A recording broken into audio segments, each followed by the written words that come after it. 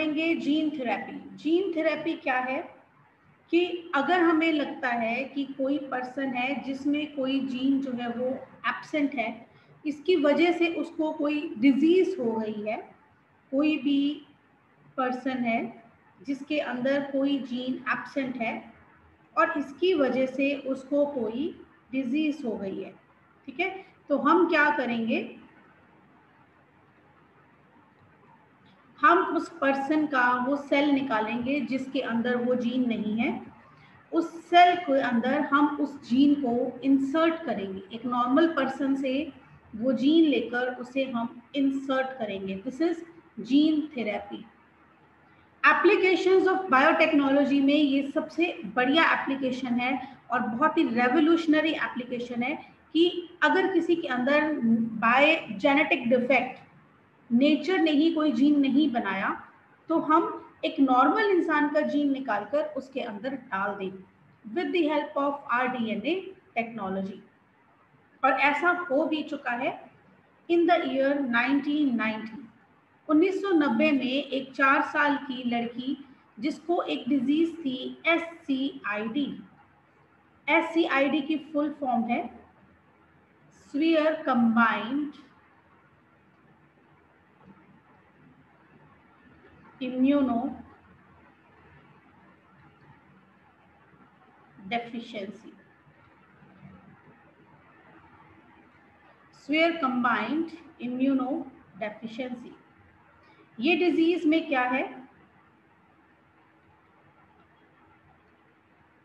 इस डिजीज में वो जो छोटी बच्ची थी 4 साल की, उसको किसी भी चीज से इन्फेक्शन हो जाती थी। मतलब हम जो नॉर्मली फूड खाते हैं, हम जो नॉर्मली पानी पीते हैं, जितना मर्जी आप उसको प्योर मान लें, जितना मर्जी आप उसको बॉईल कर लें, प्योरिटी से बनाए, उसमें कहीं ना कोई माइक्रो ऑर्गेनिज्म, कोई ना कोई डस्ट पार्टिकल, कोई ना कोई फॉरेन पार्टिकल तो होता ही है। इस बच्ची को अगर कोई भी चीज सिंगल एक डस्ट पार्टिकल भी बॉडी के अंदर चला जाता है तो वो भी फॉरेन बॉडी की तरह ट्रीट कर उसके अगेंस्ट जो है वो रिएक्शन शुरू हो जाता है, उसको कोई ना कोई बीमारी हो जाती है, कोई भी सीजनल बीमारी है, और उसके अंदर बी सेल्स और टी सेल्स जो हमने किए थे, बी और टी लिम्फोसाइट्स, वो नहीं बनते। छोटी से छोटी बीमारी से भी वो मर सकती है। मतलब ये कि अगर हम उसको एक प्लास्टिक के बबल के अंदर रखें जहां पर प्यूरिफाइड एयर ही आए, और इस कंडीशन में अगर हम उसको रखें तो ही वो बच्ची जो है वो बच सकती थी, लेकिन अदरवाइज जो है वो उसका हम बचाना या उसको हम समझे कि एक नॉर्मल लाइफ जी पाएगी तो ये पॉसिबल नहीं था। हमने क्या किया, हमने उस बच्ची के जीन को बदल दिया। कैसे?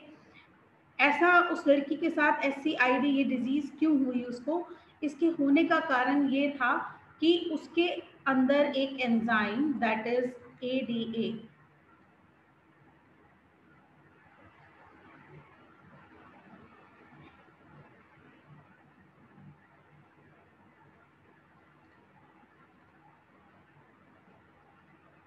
ADA जो एंजाइम है उसके अंदर कमी थी। ADA एंजाइम जो एडिनोसिन डाइअमाइनेज एंजाइम है, एडिनोसिन जो आपने पढ़ा है एक नाइट्रोजन बेस है, डाइअमाइनेज, ये एंजाइम जो है उस बच्ची के अंदर नहीं था, बनता ही नहीं था। एंजाइम हमारे अंदर क्यों बनता है? एंजाइम बनता है हमारे अंदर जीन की वजह से। अगर हमारे सेल के DNA के अंदर वो जीन है जो इस एंजाइम को बनाएगा तो ही वो एंजाइम बनेगा।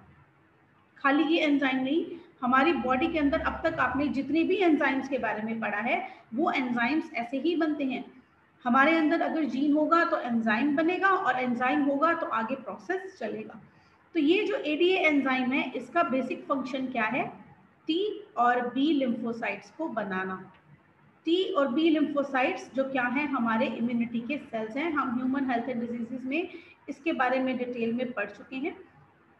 तो जिसके अंदर ये जीन एब्सेंट, उसके अंदर ADA adenosine deaminase enzyme absent, enzyme absent तो T और B लिम्फोसाइट्स भी एब्सेंट। अब उसको कोई भी छोटी से छोटी बीमारी भी उसके लिए जानलेवा हो सकती है, उसको मार सकती है। तो हमने उस बच्ची के अंदर जीन थेरेपी करी जिसमें हमने क्या करा, बी और टी लिम्फोसाइट्स हम जानते हैं कहाँ पर बनते हैं, बोन मैरो के अंदर। तो हमने उस बच्ची के बोन मैरो में से उसका बोन मैरो के स्टेम सेल्स जो थे, जो कि आगे चलकर बी और टी लिम्फोसाइट्स बनाने वाले हैं, उन सेल्स को एक्सट्रैक्ट किया, उन सेल्स को हमने निकाल लिया। निकाल कर हमने जो है उसको इंसर्ट कर दिया इन अ रेट्रोवायरस, एक आरएनए कंटेनिंग वायरस, जो कि हमारे लिए नुकसानदेह नहीं है। अगर उसको हमारी बॉडी में डाला जाए, ऐसा वायरस चूज किया गया जिसका हमारी बॉडी पे कोई साइड इफेक्ट नहीं होगा। ऐसे आरएनए वायरस जो है रेट्रोवायरस को एज अ वेक्टर यूज किया गया, और हमने जो आरडीएनए टेक्नोलॉजी से एक नॉर्मल हेल्दी पर्सन का डीएनए लेकर, उसका वो पर्टिकुलर जीन लेकर उसकी एम्प्लीफिकेशन कर ली, यानी कि उसकी मल्टीप्लिकेशन कर ली। जो जीन इस बच्ची के बोन मैरो में एब्सेंट था, उसको हमने आरडीएनए टेक्नोलॉजी से मल्टीप्लाई कर लिया और उस बच्ची का जीन हमने रेट्रोवायरस में डाल दिया। अब क्या हुआ कि जो नॉर्मल जो आरडीएनए टेक्नोलॉजी है, इससे हमने जो ये डीएनए के अंदर एंटर करा दिया, इसे बच्ची को तो कोई नुकसान नहीं हुआ, वायरस से कोई उसको नहीं हुआ, लेकिन जो उसका डेफिशिएंट हमने जो डीएनए लिया था, जिसका डीएनए हमने रेट्रोवायरस के अंदर डाला था, अब हम इसके अंदर एम्प्लीफाइड डीएनए ऐड कर देते हैं। एम्प्लीफाइड डीएनए मतलब एक नॉर्मल हेल्दी पर्सन का ये डीएनए हमने लिया एडीए बनाने वाला, और ये उस गर्ल का डीएनए है जिसमें वो नहीं है।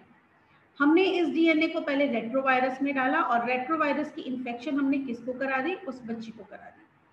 अब क्या हुआ, इस बच्ची के जो स्टेम सेल्स थे उसके अंदर वायरस ने, इस रेट्रोवायरस ने वो वाला जीन पहुंचा दिया जो कि एडीए एंजाइम बना रहा है। पहले नहीं बन रहा था लेकिन अब बना रहा है। फिर से और बोन मैरो निकाला उसका, उसके अंदर हमने इंसर्ट किया कौन सा, ऐसे सेल्स जो कि एडीए एंजाइम्स बनाने वाला जीन कैरी कर रहे हैं।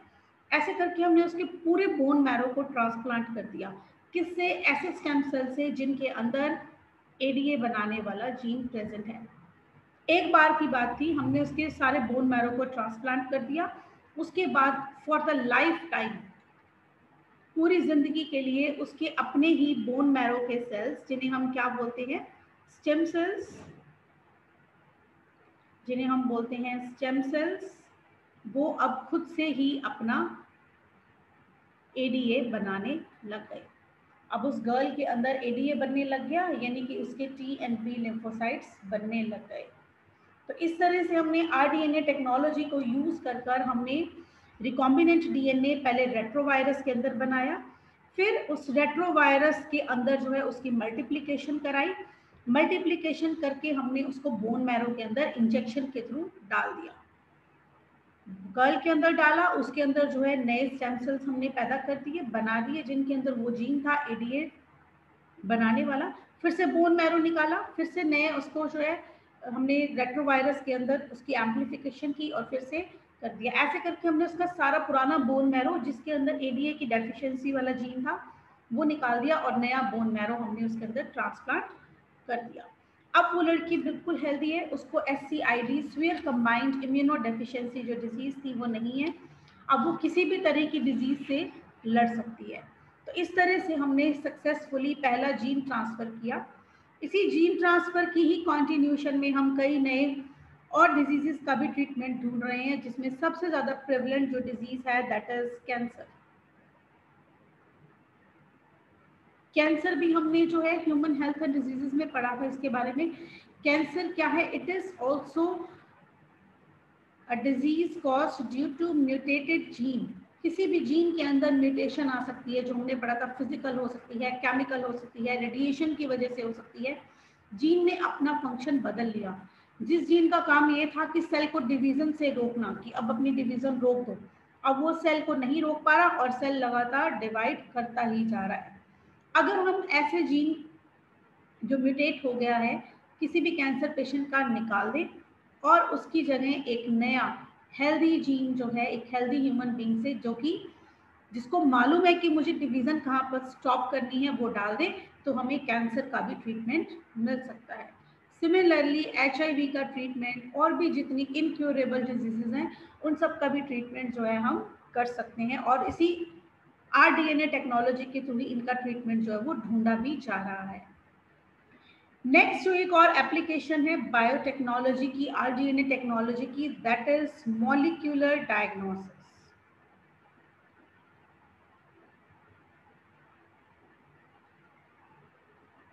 मॉलिक्यूलर डायग्नोसिस थोड़ा सा नाम भी इंडिकेट कर रहा है, बॉडी के अंदर किसी भी मॉलिक्यूल का पता लगाना, उसका डायग्नोसिस करना। कैसे मॉलिक्यूल का पता लगाना? सपोज कर लो कोई एक पेशेंट जो है वो HIV पॉजिटिव है, उसको जो है कोई ट्रीटमेंट दी जा रही है, कोई सिरिंज यूज़ की है, कोई नीडल यूज़ की उसके लिए, और वो नीडल जो है किसी हेल्दी पर्सन ने भी यूज़ करी, गलती से लग गया उसके। अब उस हेल्दी पर्सन के अंदर श्योरली 100% श्योर HIV आ गया, क्योंकि ब्लड के अंदर, बॉडी फ्लूइड्स के अंदर HIV होता है। सिरिंज यानी कि उसके अंदर ब्लड आया था HIV पेशेंट का, और वही सिरिंज हेल्दी पर्सन को लगी, तो अब वो HIV पॉजिटिव हो गया। लेकिन इस पर्सन को आने वाले 6 महीनों तक अपने HIV पॉजिटिव होने का पता नहीं चलेगा। क्यों? क्योंकि HIV की अमाउंट अभी बहुत कम है। इतने कम वायरस हैं कि वो ब्लड टेस्ट में डिटेक्ट नहीं होते। पहले भी ऐसे ही होता था, सिर्फ 2 ही तरह के टेस्ट होते थे, ब्लड टेस्ट या यूरिन टेस्ट। और इन दोनों टेस्ट में आपको कोई भी चीज़, कोई भी माइक्रो ऑर्गेनिज्म तब जाकर पॉजिटिव आता था जब उसकी अमाउंट बहुत बढ़ जाती थी, इतनी बढ़ जाती थी कि पर्सन डिजीज हो गया। अब जब वो बीमार हो ही गया तो हमें उसके ट्रीटमेंट करना और ज़्यादा डिफिकल्ट है। लेकिन अगर हम इसको इनिशियल स्टेज में पकड़ लें, जब बॉडी के अंदर 1, 2 या फ्यू ही वायरसेस हैं, अगर हम उस कंडीशन में इसको कैच कर लें तो हमें पहले से ही पता होगा कि बीमारी होने वाली है, और हम उसका ट्रीटमेंट पहले से ही स्टार्ट कर सकते हैं। जैसे आप अभी कोरोना वायरस के केस में सुनते होंगे रैपिड टेस्टिंग किट।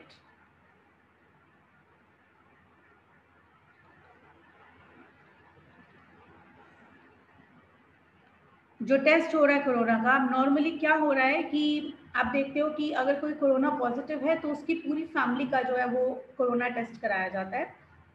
फैमिली का कोई पर्सन, किसी और को कोई सिम्टम नहीं है, कोई फीवर नहीं, कोई कोरोना का सिम्टम नहीं है, लेकिन फिर भी वो पॉजिटिव आ जाते हैं। ये कैसे हम ढूंढ पाते हैं? हम इस चीज़ को ढूंढने के लिए हमने जो है जो टेस्ट किया है उसमें हमने सिंगल एक छोटे से छोटा भी वायरस जो है वो पता लगाकर रख लिया है। वो वायरस जो कि किसी भी तरीके से नुकसान पहुंचा सकता था, हमने उनको जो है ढूंढकर पहले से ही टेस्ट कर लिया। अब हमें पता चल गया, हम उनको क्वारंटीन कर देते हैं ताकि वो वायरस और ज़्यादा नहीं फैले। और अगर हमें लगता है कि उनको ट्रीटमेंट की ज़रूरत है तो हम उनको प्रॉपर ट्रीटमेंट टाइम से ही दे देते हैं। तो ये जो रैपिड टेस्ट है, या हम ये कहें कि एसिम्प्टोमेटिक, जिनको सिम्टम नहीं है उन पेशेंट के अंदर भी टेस्ट जो है वो पॉजिटिव आ रहा है, that is due to molecular diagnosis. हम सिंगल मॉलिक्यूल यानी कि वायरस का DNA या RNA, अगर एक भी वायरस है, एक भी RNA है, एक भी DNA है वायरस का, उसको भी हम टेस्ट कर सकते हैं बाय टेस्ट कॉल्ड एलिजा और PCR। एलिजा जो टेस्ट है वो HIV के केस में भी होता है, और भी कई सेक्सुअली ट्रांसमिटेड डिजीजेस जो हमने पढ़ी थी चैप्टर 4 रिप्रोडक्टिव हेल्थ में, उनमें भी हम एलिजा करते हैं। हर एक डिजीज के लिए एलिजा टेस्ट नहीं हो सकता। एलिजा टेस्ट के लिए एलिजा एक प्लेट होती है, कुछ सॉल्यूशंस होते हैं एलिजा के। अगर वो सॉल्यूशंस उस वायरस के लिए, उस बैक्टीरिया के लिए प्रेजेंट हैं, हमने बनाए हुए हैं, तो ही उसका एलिजा टेस्ट हो सकता है। एलिजा की फुल फॉर्म है enzyme linked immuno sorbent assay। Enzyme linked immunosorbent assay। इस टेस्ट में हम क्या करते हैं, इसका जो मेन प्रिंसिपल है वो किस पर बेस्ड है, that is on antigen and antibody reaction.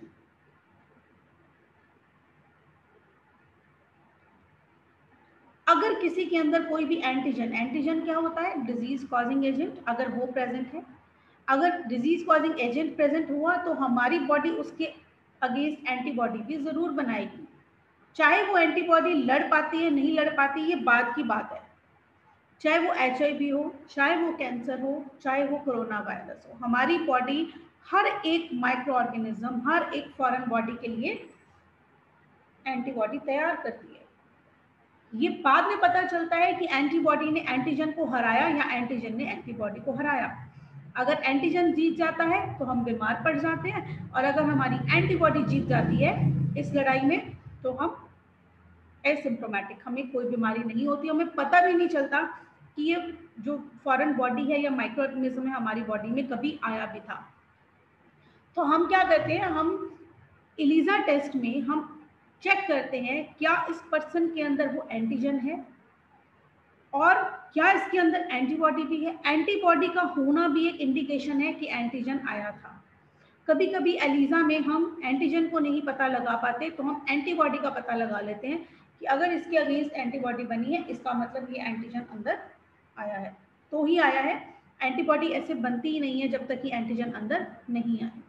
और दूसरा तरीका है PCR, जो मैं आपको HIV के केस में बताती हूँ। अगर किसी पर्सन के अंदर एक वायरस भी एंटर हो गया तो उस वायरस को हम PCR क्या था, एक मशीन थी जिसमें हम DNA को, दोनों स्ट्रैंड्स को अलग करके उसके अंदर हम एक प्राइमर, एक नई तरह का DNA ऐड कर देते हैं।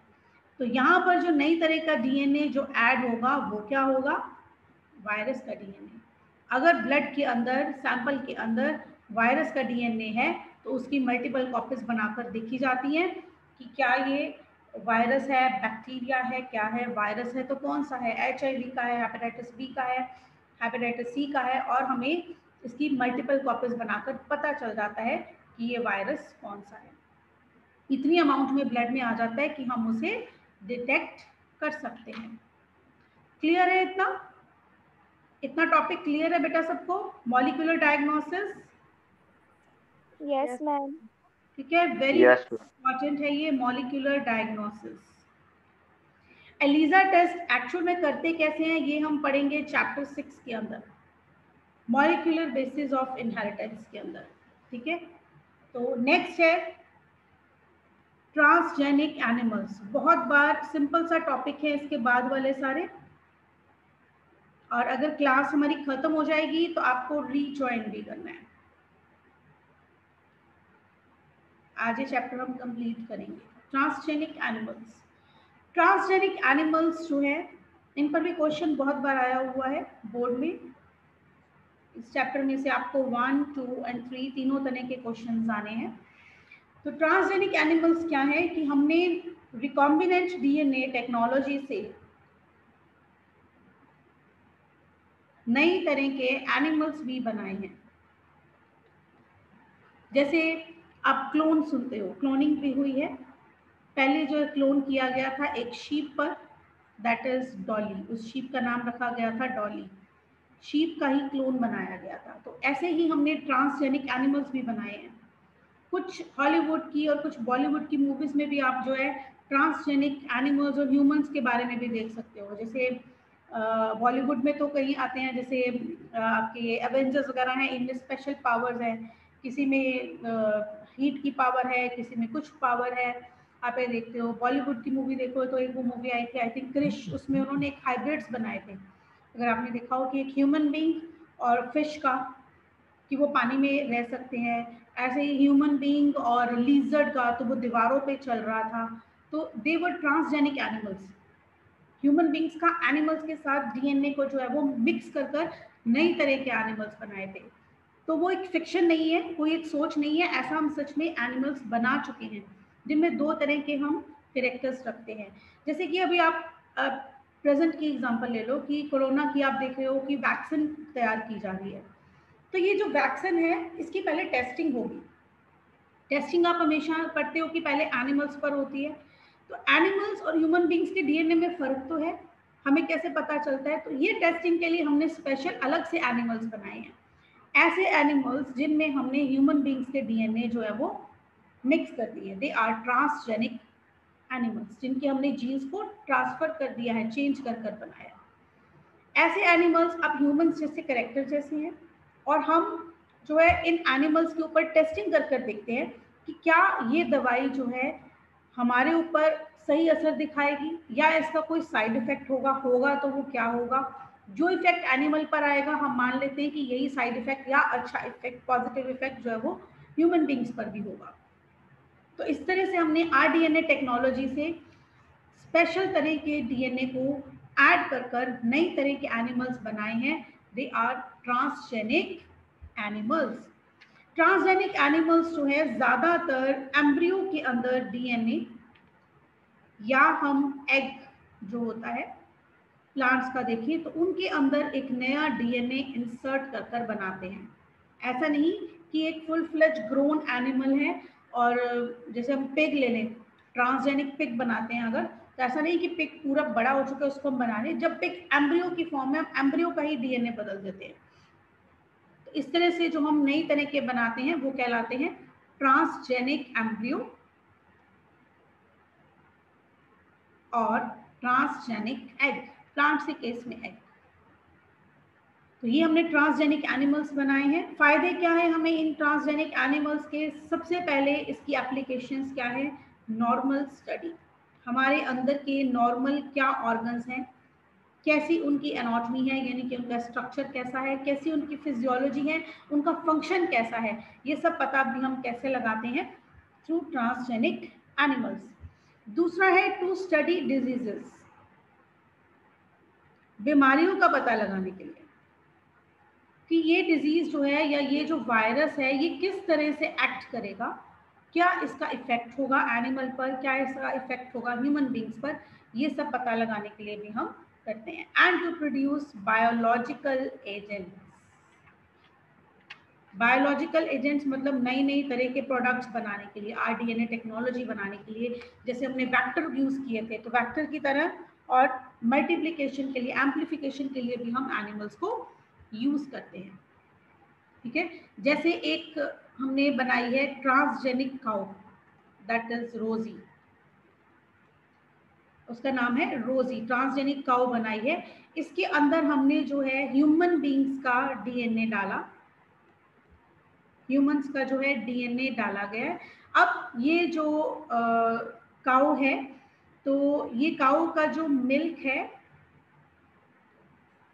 उसके जो कंटेंट्स हैं they are similar to human milk. अगर किसी वजह से किसी बच्चे को मदर मिल्क नहीं मिलता है तो रोजी जो काउ है इसका milk is equivalent to human milk. ऐसा हमने कैसे बनाया? हमने काउ के अंदर जो है अल्फा लैक्ट अल्ब्यूमिन,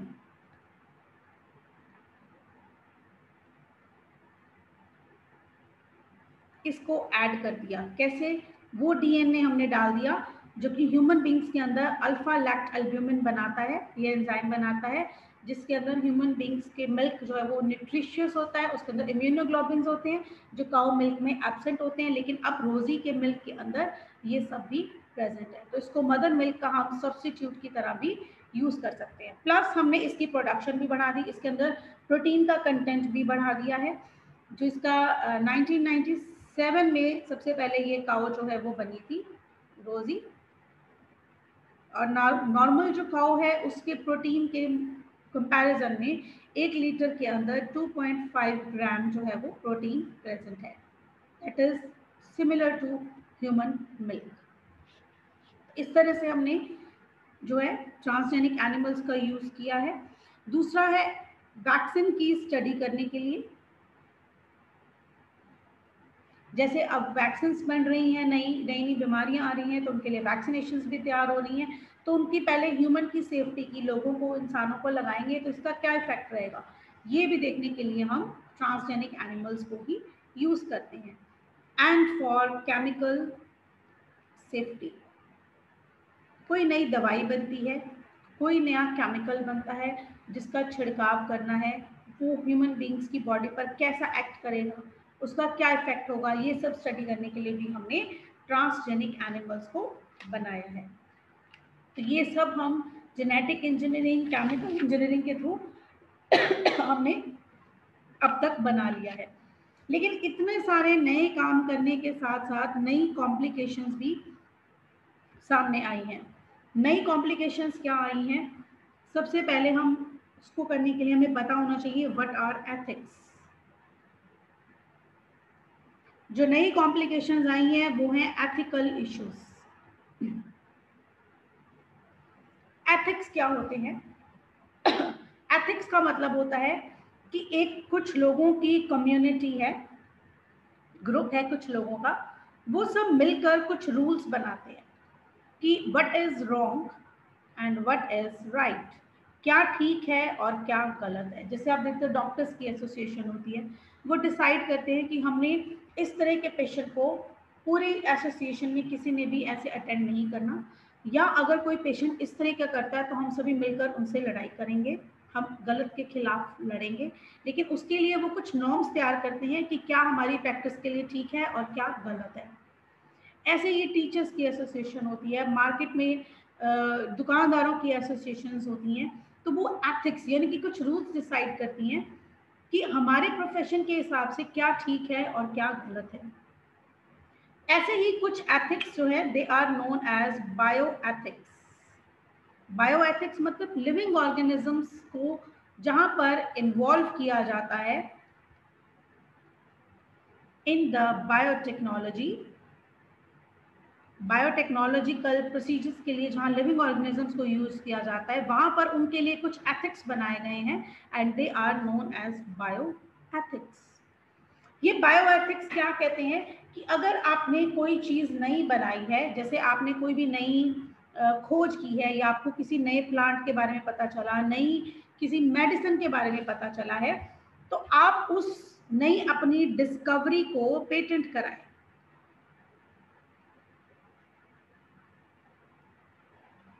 उसको पेटेंट कराएं। पेटेंट क्या होता है?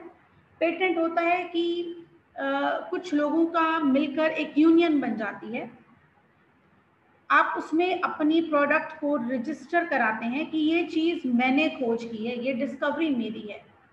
जैसे अगर किसी के फंगल इन्फेक्शन हो जाती है कुछ, और मैंने देखा कि नीम का तेल उसमें बड़ा अच्छा असर करता है, तो मैं उसके ऊपर नीम का तेल लगाकर देखती हूँ। मैंने बहुत पेशेंट्स पे ऐसा करके देखा और मुझे लगा कि हाँ भाई ये काम तो अच्छा कर रहा है, तो मैं जो यूनियन है वहाँ जाकर अपना नेम, अपना प्रोडक्ट का नेम, उसको उसके कंटेंट्स को जाकर रजिस्टर करवा दूंगी कि ये खोज मैंने की है कि इस बीमारी में ये वाला तेल काम करता है। तो वो क्या हो गया? मेरा पेटेंट हो गया। इसी तरह से जो पेटेंट हम लिविंग ऑर्गेनिजम्स को कराते हैं, चाहे वो प्लांट्स हो, चाहे एनिमल्स हो, चाहे ह्यूमन बींग से रिलेटेड हो, उसे हम बोलते हैं बायो पेटेंट। ठीक है, तो किसी भी चीज को पेटेंट इसके लिए कह तो नहीं है कि एथिक्स है, लेकिन एथिक्स कुछ भी नहीं है। जैसे कि आप देखो कि नेस्ले इंडिया है, नेस्ले कंपनी है, बच्चों के लिए जो बेबी फूड आता है दैट इज सेरेलैक। सेरेलैक क्या होता है? इट्स नथिंग, गेहूं के, चावल के, सब्जियों के, फ्रूट्स के जो है पीसेस कर कर उसको जो है मिल्क में जो है बनाकर जो है एक प्रोडक्ट सा बना दिया, उसको उन्होंने पेटेंट करा दिया कि अब गेहूं के दाने, चावल के दाने वो हमारे हो गए, हमारे पेटेंट हो गए। अब आप बच्चों को अगर वो किसी भी फॉर्म में और बनाकर देते हो तो वो उन्होंने पहले से पेटेंट करा के रखा हुआ है। ठीक है, कोई और इस चीज को, सेम इंग्रेडिएंट्स को नहीं यूज कर सकता है। तो ऐसे ही लिविंग ऑर्गेनिज्म से रिलेटेड भी कुछ जो है वो पेटेंट्स बने हैं कि जो भी नए केमिकल्स होंगे, जो भी बाजार में नए केमिकल्स उतारे जाएंगे, नए ऑर्गेनिजम्स पर कुछ भी जो है एक्सपेरिमेंटेशन की जाएगी, वो सब पहले बताई जाएगी कि मैं ये काम कर रहा हूँ, और उसके केमिकल्स के जो भी यूजेस हैं वो सब पेटेंट कराए जाएंगे अपने नाम से। अगर वो अप्रूव होते हैं तो ही वो आपके स्पेसिफिक यूज के लिए मार्केट में उतारे जाएंगे। आप पहले उसके बारे में बताओगे, चेकिंग होगी, फिर आप उसको कर सकते हो। लेकिन इन बायो पेटेंट्स का कुछ लोग जो है, कुछ कंट्रीज जैसे कि यूएसए एंड जापान बहुत ही इसको एक्सप्लॉइट कर रहे हैं, गलत यूज कर रहे हैं। गलत यूज कर रहे हैं, मतलब कि जैसे हल्दी, दैट इज टर्मरिक। हल्दी जो है कई सदियों से, कई सालों से इंडियन किचन्स में होती है। सबके किचन में इंडिया में हल्दी ज़रूर होती है। एक ऐसा स्पाइस है जो कि हम नियरली सभी के सभी ही सब्जियों में जो हम यूज़ करते हैं। और हल्दी की एंटीसेप्टिक प्रॉपर्टीज़ तो हमें सदियों से मालूम है। एंटीसेप्टिक मतलब अगर किसी की चोट लग जाती है तो हम कहते हैं उस पर हल्दी लगा लो। किसी के इंटरनल कोई चोट है तो हम कहते हैं हल्दी वाला दूध पी लो।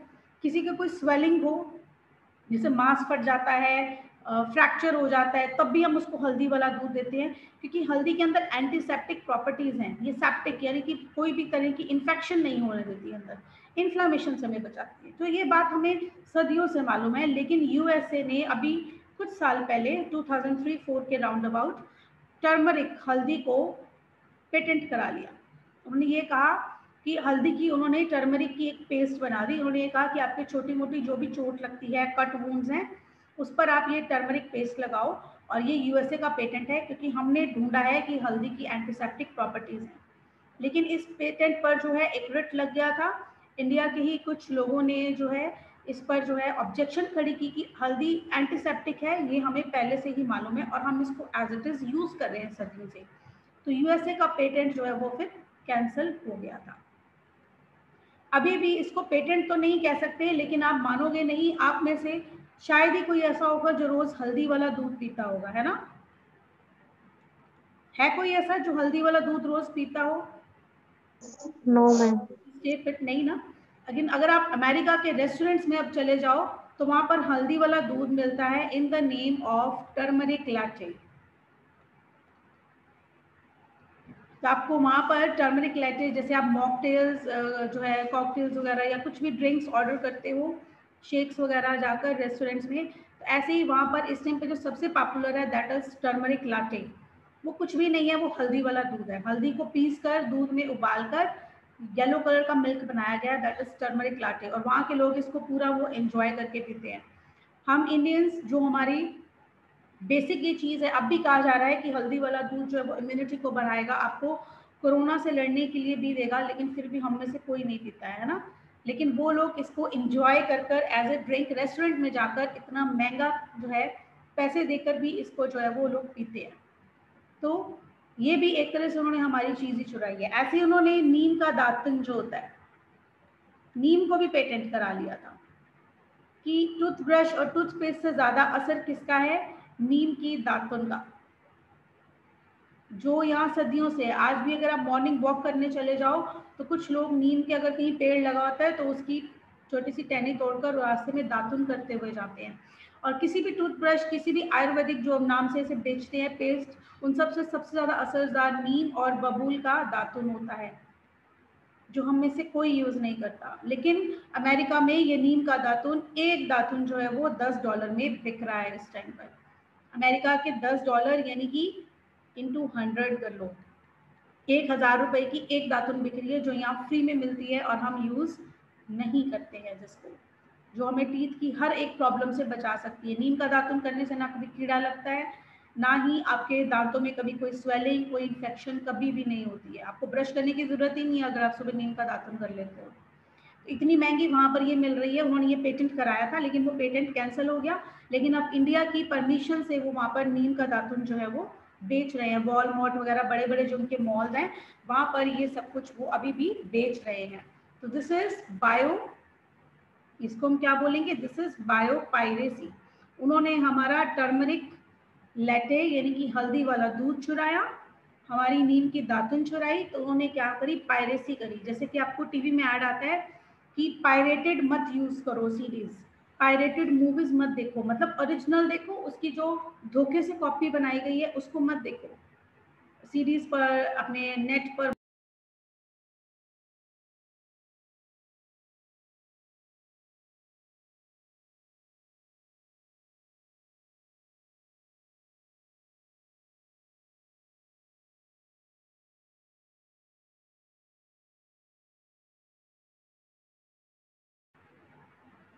आ रही है मेरी आवाज बच्चों? Yes, ma'am. Yes, ma'am, अब आ रही है. Yes, Yes, ma'am. ma'am.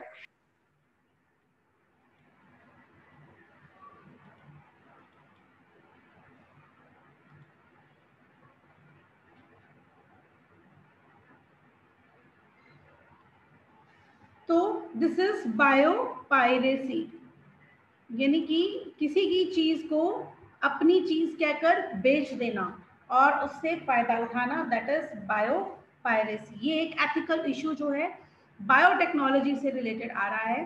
सिर्फ इंडिया का ही नहीं, ब्राजील के जो ब्राजील नाम के चावल हैं, कई तरह की ऐसी चीजें जो है वो यूएसए और जापान ने पेटेंट कराई हैं, जो कई कैंसिल भी हुए, लेकिन कईयों को अभी भी वो बायोपायरेसी यानी कि एक्सप्लॉयटेशन अभी भी कर रहे हैं, किसी की चीज को अपने नाम से अभी भी वो लोग बेच रहे हैं। ठीक है, तो this is biopiracy. And your last topic is bio war. आने वाले टाइम में जो कंट्रीज के बीच में वॉर हैं या हो रहे हैं, या प्रेजेंटली भी जिस पे शक जताया जा रहा है कि corona virus is also a part of bio war. China ने इस वायरस को आर्टिफिशियली बनाया है, ऐसा क्लेम किया जा रहा है कि अमेरिका को ख़त्म करने के लिए। और कई कुछ हद तक ये बात सही लगती भी है, क्योंकि आप ये देखें कि आवाज़ नहीं आ रही मेरी, कुछ बच्चों का मैसेज आ रहा है कि आवाज़ नहीं आ रही है। आवाज़ आ रही है मेरे बच्चों? आ रही है. आ रही है? आ रही है. Yes, ma'am. मैम आ रही है.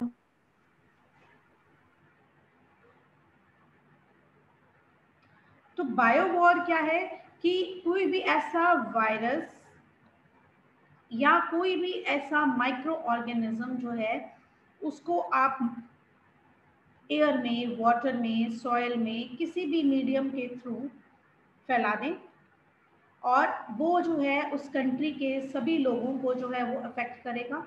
अब वो कंट्री उस वायरस, उस माइक्रो ऑर्गेनिज्म से उसका ट्रीटमेंट ढूंढने में, निपटने में लग जाएगी, और मीनवाइल आप अटैक कर कर उस कंट्री पे हावी हो सकते हो।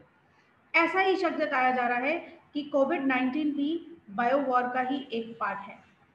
तो अब इस केस में आप देखो तो अमेरिका जो है अब कोरोना से लड़ने के लिए अपना जो है सारी पावर लगा रहा है, और मीनवाइल उसकी इकोनॉमी जो है डाउन हो गई है। और चाइना जो एक ऐसी कंट्री है जिसने 20 इयर्स पहले डिक्लेयर किया था कि इन द ईयर 2020 हम लोग 95% सेल्फ डिपेंडेंट हो जाएंगे, और वो हुआ भी है। चाइना में जो भी चीज़ें, जो भी सामान उनको चाहिए, वो 95% वो लोग खुद बनाते हैं। सिर्फ 5% ऐसी चीज़ है जो उनको इंडिया से या किसी और कंट्री से मंगानी पड़ती है। हमारे यहाँ क्या है, इंडिया में 5% चीज़ें हम खुद बनाते हैं, एंड 95% तो हम चाइना से ही इम्पोर्ट करते हैं। तो ऐसा जो है कंडीशन जो है सेल्फ डिपेंडेंट चाइना ने अपने आप को कर कर ऐसा बायो वॉर का ये सिचुएशन जो है वो क्रिएट किया है, ऐसा माना जा रहा है that covid is a man made virus. लेकिन ये ऐसा पहली बार नहीं हुआ है। सेकेंड वर्ल्ड वॉर में